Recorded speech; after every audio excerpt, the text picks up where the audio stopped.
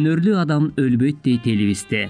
Бүгүнкү руханият көрсөтүүсүнүн башкы каарманы Абдыбаев Курманбай Рыскадырович, өнөр таануучу, Кыргыз Республикасынын маданиятынын мыкты кызматкери, эл агартуунунун отличниги, илим жана билим тармагында көп жылдардан бери Токмок шаарына караштуу Техникалык университеттин Рахматуллин атындагы филиалдын дизайн бөлүмүндө окутуучулук ишмердүүлүгү менен алектенип келе жаткан.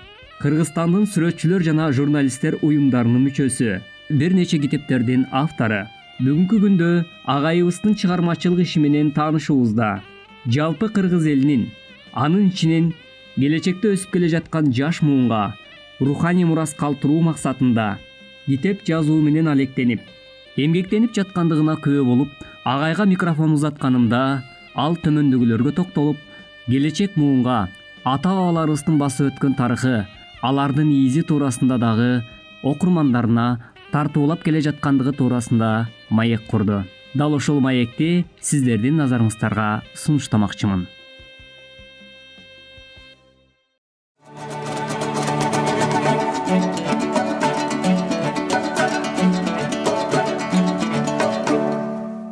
Саламатсызбы агай, кутман күнүңүз менен. Чыгармачыл инсандардын жашоосу өтө бир ары татаал, анан оор да, түйшүгү чоң. Анан жакында ушу 1-2 жылдын ичинде ополтодой бир эмгек кылыптырсыз. Эмнеге дегенде, бул руханий жан дүйнөнү байытуу максатта кыргыз элибиз тарыхын, каада салтын, өзүнүн үрп адатын, санжырасын биле жүрсүн деп, бир аз болсо дагы элибизге жакшынакай көркөм чыгармалар тартуулап китеп жазып жүрөсүз. Анан ушул жөнүндө маек курсак да.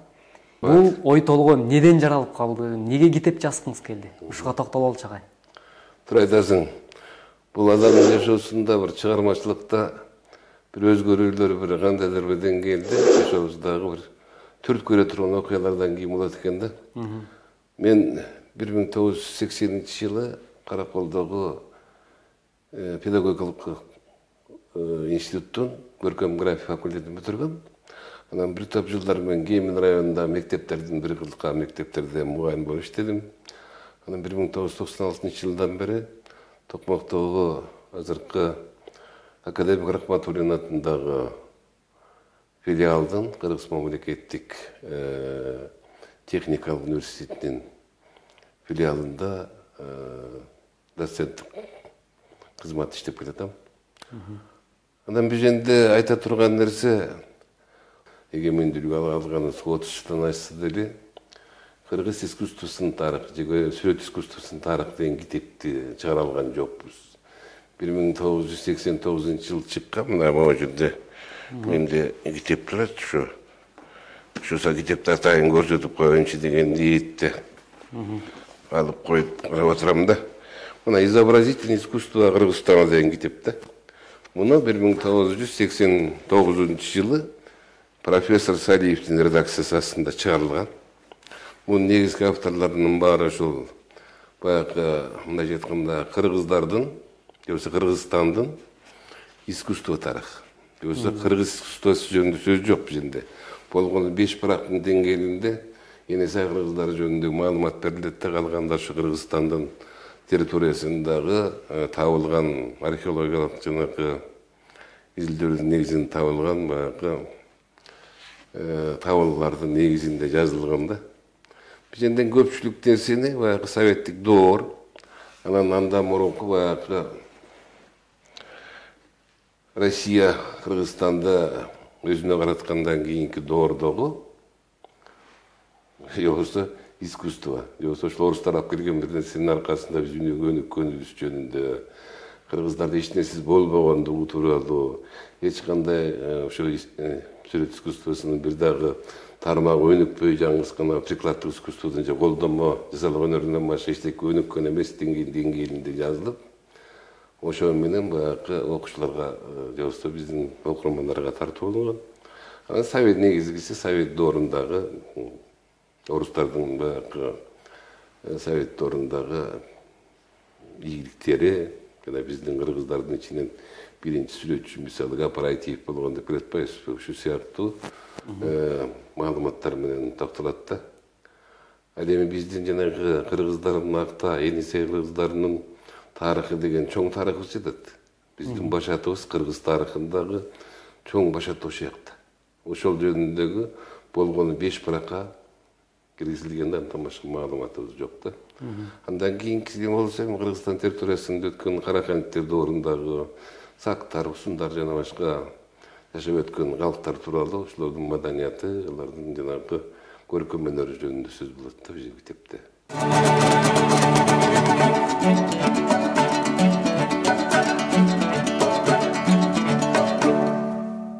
Негизи эле баягы сиз көркөм графика жаатында ушул агартуу тармагында көп жылдан бери тактап айтканда бир 28-30 жыл тегерек болуп калса керек. Сиз ушул чөйрөдө эмгектенип иштеп келатпайсызбы?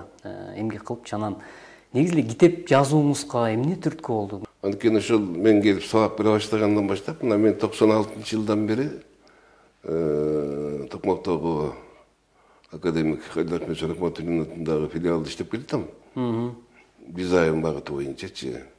Мына ошондо келгенден кийин кыргыз тилинде бирде китеп жок экени мени түшүрттү да. Анан ошондо мен биринчи жолу 2016-жылы мына сүрөт өнөрү жанрларды китепти жазгам. Бул китепте негизинен баягы сүрөт искусствосунун негиздери, анын жанрлары, анын түрлөрү ушу китепте берилген. Мына сүрөтчү үчүн ушул эле китеп жетиштүү. Мисалы, ушул нерсени билсе, ушу китептеги нерсени, сүрөтчү көп нерсени билген болот. Анткени көп эле баягы аймакты кыдырып, сүрөтчүлөр менен көпчүлүгү менен сүйлөшүп отурсаң, ушу жөнөкөй бир нерселерди билбей калган студенттерибиз бар экен, сүрөтчүлөр бар экенине мен таң калам да. Ошондуктан ушу китепти жазууга ошол негизин себеп болду. Анан бул китептин чынын айтканда азыркы күндө көпчүлүгү жогорку окуу жайларынын баары ушунун негизинде окуп атат, мектептерде окуп атат. Бул китеп ушул азыркы күндө Кыргызстан агартуу академиясы тарабынан баягы мектептерге каражат катары, окуу каражат катарында киргизилген. Кошумча каражат катарында азыркы жылы, быйылкы жылы ушул жанагы мамлекеттик стандартка сүрөт өнөрү боюнча ушул негизги литературага, адабият катарында берилди. Бул мен үчүн бул сыймык десем болот да. Мына кийинки муундарга, келечекке, жаштарга ушундай жакшы бир из калтырып аткансыз, бул дагы чоң эмгек десек болот агай. Анан рахмат, өркүнүңүз өсө берсин. Анан агай, дагы азыр биз ушу сүйлөшсөк, азыркы маектешибизде сиз бир гана ушул көркөм графика, сүрөт жаатына басым кылбастан биздин үрп адатыбыз, өзүбүздүн баягы тарыхын биле жүрсүн эл деп атпайсызбы? Ушу тарыхка кайрылыш үчүн бул сөзсүз биздин ата бабалардын басып өткөн тарыхы, өзүбүздүн укум-тукум, мындайча айтканда санжырага көбүрөөк басым болот да. Баягы санжыраңды билбесең, анда сен кыргыз эмессиң дегендейчи, түпкү тегиңди билбесең. Анан ошо түпкү тег туурасында дагы бир өзүңдүн түбүңдү биле жүрүр, урууңду биле жүрүр деп, мисалы, Сабыр уруусу туурасында өзүңүздөрдүн уруу жөнүндө да бир китеп баягы жарык көрдү. Андан кийин дагы башка ошо тарыхка байланышкан китептер жазып жүрөсүз да. Бул дагы эмне себептен ушул нерсе сизди түйшөлттү деген суроо бергим келип атат. Рахмат, жакшы суроо. Негизи адамда кыргызда бир жакшы сөз бар эле. Тиги бедатаңды билбесең колсуң деп коет. Анткени адам сөзсүз түрдө ата бабасын билиш керек. Кимдин тукумубуз, кайдан келгенбиз, эмне болгонбуз деген сыяктуу адамдын ар бирин түшүнүп болуш керек. Кыргыз болгондон кийин эмес, бөлөк тилдүү элдер ушул негизги баягы өзүнүн түбүн билүүгө аракет кылышат. Бул эми Европа элдери деле азыркы күндө, же болбосо Азиядагы элдердин көпчүлүгү ушуга аракет кылып калган мезгил. Анткени биздин түбүбүздө ким болгон, кайсы жерден чыкканбыз, биздин түп аталарыбыз ким дегенди ар бир нерсе кишиге ушул бир суроо катарында да. Анан мен дагы ушул көптөгөн изилдөөлөрдү жүргүзүүгө туура келди. Анткени биздин уруубуз Сабыр уруусу, бул эми сарбаштардын ичиндеги урук катары кирип калган.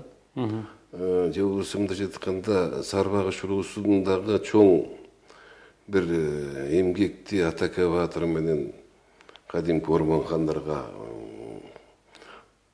баягы ыраазычылык билдирсе болот да. Урпакташ дейсизби? Анткени ошол нерсени жасаш үчүн көптөгөн урууларды бириктирип жийитурук деп сарбагыш жийитуруктан турат. Жийитурук деп сарбагыш уруу бирикмесин түзгөн да. Булар жанагы Кыргызстан урууларын бириктирип келип туруп, мисалы ал убакта жийитурук деген кишичи. Алар мисалы моңолдор, азык, төбөй, жейтиген, кадимки жанагы сабыр, чиртки, анан сабырды сарбагыштар өзү жейтируну бириктирип туруп, жанагы сарбагыш уруу бирикмеси түшкөн. Жана башка уруулар бунун ичинде дагычы. Булар бир уруу катарында сарбагыш уруу бирикмеси түшүп, жанагы 10 миң үйлүү сарбагыш деген чоң зор урууну түшкөн да. Бул эми ошонун негизинде жана кыргыздардын казактарга келип, казак Кенесарынын доорундагы чоң казак ошондо элдимди бириктирип, ошол баягы бөлөк элден келген баскынчыларга каршы турууга мүмкүнчүлүк алышкан ушундай бүттүн негизиндечи. Андан кийинки 16-жылдагы элдик баштоодук кыймылында ушулар буланган. Анан бул жерде уруу чабыштар болуп турганда, булгун менен сарбагыштын ортосунда чабыш дегендей. Ушундай чабыштардын баягы ошол бириккен элди пайдаланышкан да. Эми азыркы күндө ар бир уруу өзүнүн баягы баш каякта экенин таап, өз ордун таап атпайбыз. Мисалы моңолдор азыр төбөй жетиген азыркы күндө булар бөлөк өзүнчө Кыргыздын 40 уруусунун катарында да. Бирок кыргыз уруулар азыркы күндө 33 экенибизчи. Анан ошо азыркы 37 урууга айланды десек болот. Эми ошо бизде Сабыр уруусунун өзүнчө уруу экенин далилдеп атабыз. Анткени биз бардык тарабындагы далилдеуге аракет кылдык. Бишинде бул Санжира тарабынан дагы генетикалык изилдөөр, ДНК изилдөөлөрдүн негизи катарында анан тарыхка таарылуу менен, окумуштуулардын далилдөөлөрү менен жанагы ушу китеп жазылып чыкты да. Сабыр урушу деген китепти жазып чыгардык. Кудай буйрса, мына китеп Сабыр урушу деген. Бул жерде ар кандай сөздөр айтылышыптымы? Уруу эмес, уруу болуп кетти дегенчи бул. Анткени мунун баары далилдөөлөрдүн негизинде жазылды. Анан жанагы бул жөнүндө жана силер менен чогуу өзүң билесиң, Сабыр уруусунун тарыхы деген өзүнчө фильм тартылган, деректүү тасма. Ошол жерде дагы биздин көрүнүктүү окумуштуулар Бекбалаев, Амангелди агай, Сапаралиев Дөөлөтбек, Олжобой Каратаев, Жыйынбаев агай, ошолордун сөздөрү менен тарых изилдөөчүлөрдүн ошол өздөрүнүн, андан башка Кубан Чороев генетикалык жактан изилдөөлөр жүргүзүүгө, анализдери боюнча ошол кишилердин баары өздөрүнүн баягы тыянактарын айтышат эженде бул фильмде. Бул жерде ошондой негизде болуш керек да, бул тарыхый нерсе, сөзсүз изилдөөлөр талап кыла турган нерселер. Биз да ошого таянуу менен жаздык да ошол нерселердичи. Ал эми экинчи нерсе мына бул Кенесай кыргыздарынын маданияты жана көркөм өнөрү деген китеп жазылды. Бул жерде мына ушул жерде биздин кыргыздардын искусство боюнча, маданият искусство боюнча жазылган биринчи баягы китеп деп айтсам болот. Буга чейин мындай китепти көрүп жаткан жокмун. Бирок бирөө жазбады билем кыргыз тилинде. Ошол китепти биз Койчуман Жылсмамет экөөбүз жазып чыктык бул китептичи. Бул китепти негизгиси биздин баягы Кытай булактарындагы 3-3 кылымдан берки 18-кылымга чейинки ошо доордогу кыргыздардын маданияты жана көркөм өнөрү берилген да. Бул жерде баягы сөзсүз түрдө биз окумуштуулардын далилдөөлөрү менен баягы китептер бар эмес, биздеги азыр орустардын пайдаланып аткан «История Южной Сибири», Казаласовдун сөздөрү менен жазгандары бар. Биздин тиги Худяковдун, Симаковдун, жанагы белгилүү окумуштуу Киселевдордун, Евтухова, Киселевдордун далилдеринин негизинде жазылган да. Анан бул жерде айта турган нерсе, мен бул китеп жазгандан кийин кээ бир окумуштуу биздин тарыхчылардын сынына кабылдым да. Сен кээ бир маселеде кээ бир маданиятты, мисалы тетиги пазарык маданиятын дагы доорлоо же болбосо тиги ошол мезгилдеги доордогу нерсени сен кыргыздарды лайктап кыргыздарды жазып койгон экенсиң деген сыяктуу нерселер болду да. Анткени булардын далилденген эмес деген сыяктуу пикирлерди айтышты да. Бирок агай, бул сиздин эмгегиңиз ушул тарыхка багыттап жазып атпайсызбы? Анан бул эмгек деген тарыхый фактылардын негизинде жазылган да негизи. Сөзсүз да. Анан бул жерде мына Кубан Чороев азыркы күндө генетикалык жүлдөрү боюнча Кыргызстан боюнча эксперт катарында белгилүү жигит бул өзү. Андан кийин мына бул жердеги байыркы доордо кыргыздардын генетикалык тарыхы деген китеп жазып чыккан да бул киши. Мына ушундагы жазуулар, мына мен жазып аткан китептеги кыргыздар башынан өткөрүп маданиятты кыргызга таандык жеткендигин генетикалык жактан тастыктап берип атат. Тастыкталып отурат да.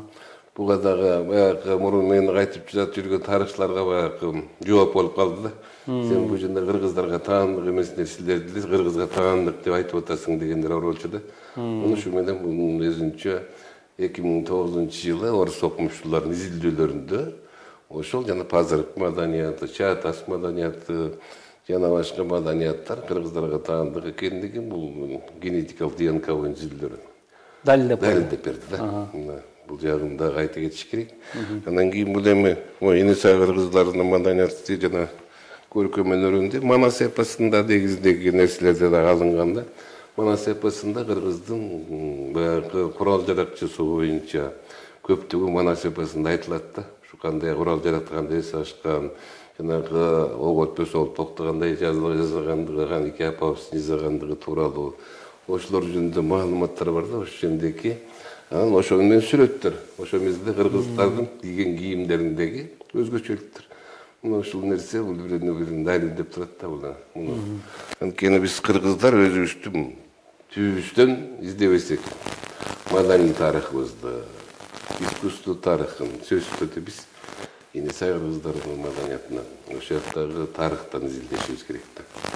Буга сөзсүз түрдө баары өкмөттүк деңгээлде дагы ушуга жардам берсе болушмак да. Эми кээ бир кишилер ар кандай элестилеп атат, кээ бир кишилер барып эле мисалы алар ошо боюнча адис болбосо деле мындай тигиндей деп айтат, бирок ошолорго ушул жанагы бир экспедиция катарында мисалы ошонун ичинен искусство таануучулар, өнөр таануучулар, тарыхчылар, археологдор жана башка изилдөөчүлөр ошонун негизин эмесинде болсо, составында, урамында болсо жакшы болот.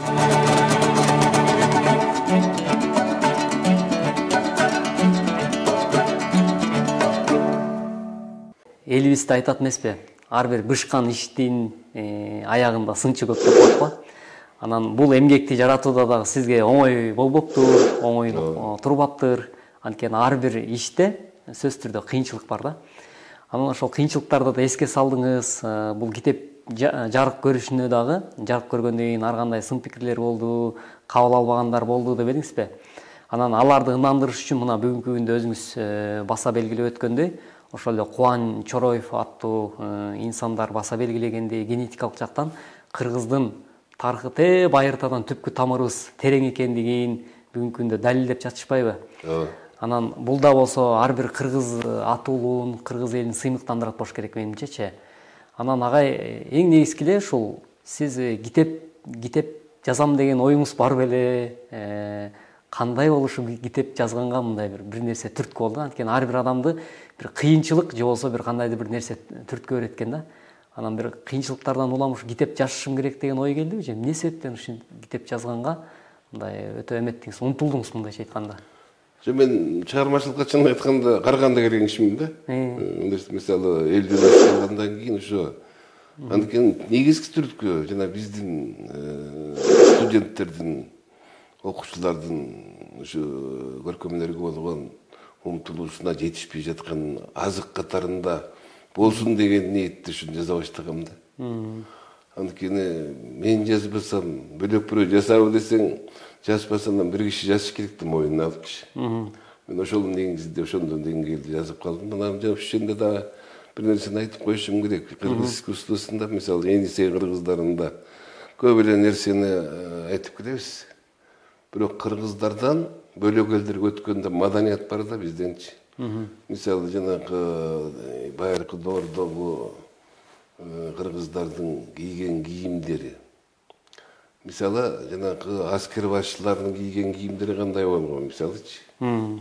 Ал аскер башчынын анын ордогон орду негизги анын курунда болгон. Кемер курду өтпөйсүз. Мисалы ажуунун куру, мисалы кемер аябай чоң болсо, 10 башыны көзүнчө, 100 башыны көзүнчө анын поэмесине караша ар биринин баягы эдеген кызматын жараша ошо курдагы эң биринчи рөлдү ойногон да. Атайын белги берип турган. Белги берип турган да, бери катарында. Анан жанагы ошол эле нерсени айтып келсек, жанагы согушка кирердин алдында бетин жанагы кара көбү менен же кызыл эмелер менен боектор менен боеп алып, жанагы атакага чыгаардын алдындагы өздөрүн дайындап атышпайбы? Жана азыркы биздин заманбап армиядагылар ошол да кыргыздардан калган бир эркектердин жана баатырлыгын, баатыр адамдар, белгилүү адамдардын денесине түшүрүлгөн жанагы сүрөттөр. Татуировка деп атпайсызбы? Ошол дагы ошо кыргыздардан калган нерсе. Мисалы, Европада бул кечээ эле пайда болгон нерсе. 17-18 жылымда Англияда тияк-биякта пайда болгон. Кийинчирээк эле. А биздин кыргыздарда бул тиги Афанасьевдин ордундагы, Андрондун ордунда, андан мурун жанагы мурунку доордордо эле ошол нерселер болгон. Беттерине жана татуировкаларды түшүрүү, баатыр адамдардын сол бутунан башка жерлерине бүтүн түшүргөн.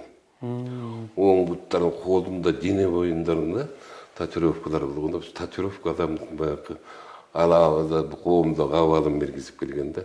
Жакшы агай, абдан жакшы, чоң рахмат. Кененирээк бул туурасында дагы, илимий эмгек экени туурасында дагы, кыргыздын тарыхы дегеле биз мындай байыркы эл экенбиз, ушунчалык биздин ата-бабаларыбыз ушунчалык гений болгон экени туурасында дагы жогоруда айтып өттүңүз. Бул жөнүндө дагы атайын бир өзүнчө бир көрсөтүү даярдайын деген бир ой келди менде. Кудай буйрса жакын арада муну да ишке ашырабыз деген ойдомун агай. Сизге аябай ыраазы болуп отурам, чоң рахмат айтамын. Ушул илимий эмгекти аркалап, негизи эле жалпы жонунан агартуу тармагында өтө чоң зор эмгек кылып, кыргыз элине, жалпы эле журтчулукка, бизге окшогон жаштарга билим берип, билим менен сугарып, анан жакшы баягы жашоого даңгыр жол көрсөтүп келатасыз. Бул эмгегиңиз да кут болсун, өзүңүзгө буйрусун дейли. Анан сөзүбүздүн аягында жалпы менин көрөрмандарыма, руханият көрсөтүүсүнүн көрөрмандарына кандай каалоо тилек айтат элеңиз? Эми мен ушу көрсөтүүнүн аягында бат эле сүйлөшүп аткан маегибиз аягына чыгып калганы, жашоо деген тынымсыз жылып турганын белгиси го десе. Анан эми абженде айта турган нерсе, ушу сенин чоң иш жасап атасың. Бул келечектеги баягы биздин кыргыздар үчүн, кыргыздардын келечеги үчүн, жанагы ошол биздин маданиятыбызды, тарыхыбызды, өткөн жашообузду, сан жырабызды айтабызбы, же болбосо бөлөк бир фольклорду айтабызбы, жана ошолорду айым айтып келгенде чоң иш жасап атасыңар. Ошо силердин руханият берүүңөргө келечегиңер кең болсун. Рахмат агай. Ийгилик болсун, аман болгула. Дагы ушинтип дагы көптөгөн адамдардын жөнүндө алардын бейнесин көрсөтүп, алардын жашоосундагы болуп аткан окуяларды көрсөтөр эле. Силерге ийгилик болсун. Дагы келечекте кызматташабыз деп ойлойм. Анткени дагы тартылбай калган, айтылбай калган сөздөр бар. Кудай буйрса боюнча дагы бизде маегибизди айтып коюшубуз керек дейм. Рахмат, өмүрлүү бол. Рахмат агай, сизге дагы иштериңизге албан ийгилик, эңдегискиси бул жашоодо ден соолук каалайбыз. Ден соолук болсо баары болот дегендей чыгарма жаратып, жалпы көрүүчүлөрүбүзгө тартуулайбыз деген үмүттөмүн. Ошентип бүгүнкү каарманыбыз менен маектешкен соң, агайыбыздын мындан аркы иштерине албан ийгиликтерди, чыгармачылык эргүүнү каалап, мына ушундай кийинки муундарга көптөгөн руханий мурастарды калтырып, руханий жан дүйнөбүздү байыткан инсандары катарыбызды толуктай берсин деген тилегибизди билдирип, программабызды жыйынтыктадык. Ардактуу көрөрман, бүгүнкү программабыз туурасында сиздерде кандайдыр бир ой пикир болгон болсо, анда Мезгил медиа YouTube каналына кирип, дал ошол жака өзүңүздүн пикириңизди калтырып өтүңүз. Сиздин пикир биз үчүн өтө маанилүү. Сак саламатта болуңуз.